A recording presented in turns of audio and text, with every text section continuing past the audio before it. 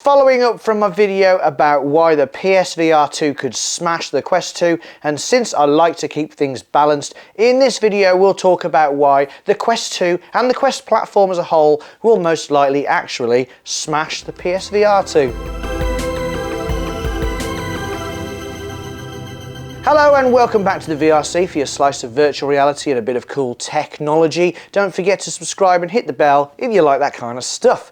So we're pretty much going to get straight into it, but don't forget there is still a chance to win a copy of Demeo for the Quest 2. All you need to do is visit my e-scooter video on my electric vehicle channel. I'll link that in the description below. So let's get to it, and as always I'm in no way hating on the PSVR 2. I hope it's a success and I hope Sony really push it to give the Quest and Zuckerberg some good competition.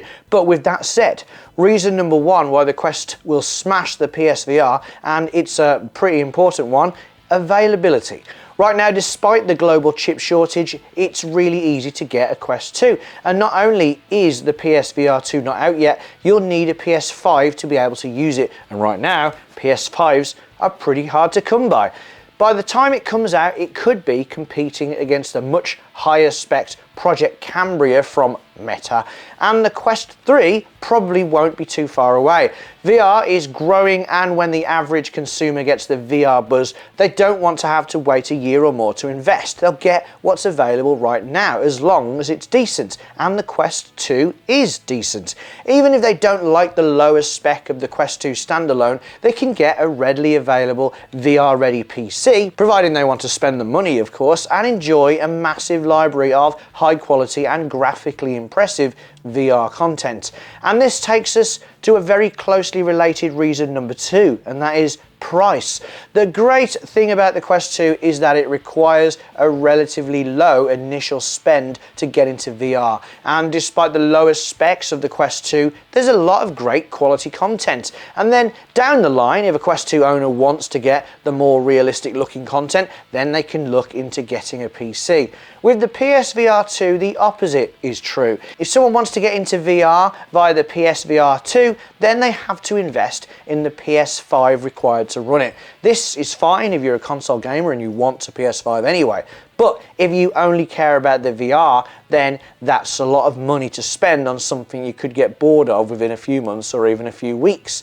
This is a total guess, but assuming a PS5 is about $500 or pounds and $400 for a PSVR 2 based on how much their first headset cost, then we're getting very close to $1,000 or pounds once you've bought a few games or accessories.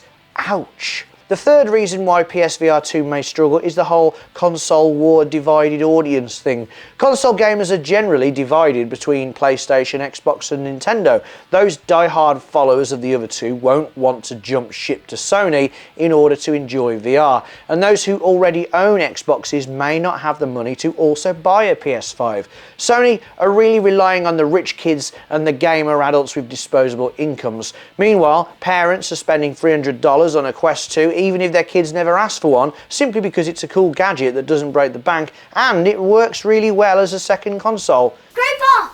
Where, really? Oh yeah, he's not coming, Hang on, I think you paused anyway by doing that. So on to reason 4, and it is a big one for me. PSVR 2 will be wired. That's right, you will always be connected to the PS5 via a wire. Granted, the new connection won't be anywhere near as complicated as the connection the PSVR 1 needed, but it's still there. When I moved from an Oculus Rift to the Quest, the lack of a wire was an absolute game changer. It allowed true room scale VR, meaning you could do stuff like this. I've just noticed the sun, by the way, and I don't have curtains in that direction, so I do apologise. Anyway, so that simply isn't happening with a wire. Being able to run around in VR is so immersive and is an experience that can only be had with the Quest. And putting room scale and immersion to one side for a second, I don't know about you, but having a wire even gently touching my shoulder is really annoying, and VR boxing with a wire is simply bad. His punches are labour, but all he's got to do is stand his feet and he should have enough to win the fight. It also means you can't take the Quest around a friend's house or relative's house, even downstairs if your PS5 is upstairs, meaning the shared experience of VR is lessened and the likeliness of other people buying a PSVR based on their experience of playing someone else's is way lower than that experienced by the Quest. Before we get on to the fifth reason, let me tell you about the sponsor of this video, VR Wave. VR Wave make awesome lenses that slot into your Quest 2. Nay, VR headset, as they do lenses for lots of them. The lenses are tailored to your prescription and allow you to finally see clearly in VR without glasses. But oh man, does that mean when I wear contact lenses, I have to spend ages pulling them out? Not my lenses, the lenses in the Quest 2. And when I want to lend my headset to my friends? Nah. Not at all, because the lenses are held on by magnets. You install a little frame around the lenses, the Quest 2 lenses, and that's what the VR Wave lenses hold on to. And they don't just do lenses, they now do a range of products for your VR headset, so if you want to level up your Quest 2, make sure you check them out. So on to reason 5, the games. Now I actually use this as a reason PSVR 2 could smash Quest 2 based on the premise that because it's a Sony device they will probably have great games available for it. Only right now there's about 2 games announced for it. So if Sony really want people to wait for their headset, then they need to hurry up and announce some titles. Telling us the specs is all well and good, and don't get me wrong, the specs look amazing with a higher resolution and field of view than the Quest 2, looking particularly spicy, but that only really draws in VR enthusiasts that have already likely invested in a headset. The average gamer wants games, lots of games. The penultimate reason for this video is, for me, one of the biggest. The 6th reason is a person. This man, the Zuck. Yes, people like to make fun of him like he's an android hoping to take over the human race, but there are so many millions out there who think he can do no wrong. Plus, he did say this. We want to get 1 billion people in virtual reality. And he isn't talking about Sony headsets. That's why the Quest 2 is so cheap. It has been made to be a cheaper device, but it's also still sold at a loss, and he can afford to do that. He can also advertise the poo out of it using that social network thing that he owns. Love him or hate him, he wants VR, or rather his VR, to succeed, and he's using all his resources to make sure it does. Sony, on the other hand, and this is reason 7, with Sony we're not really sure.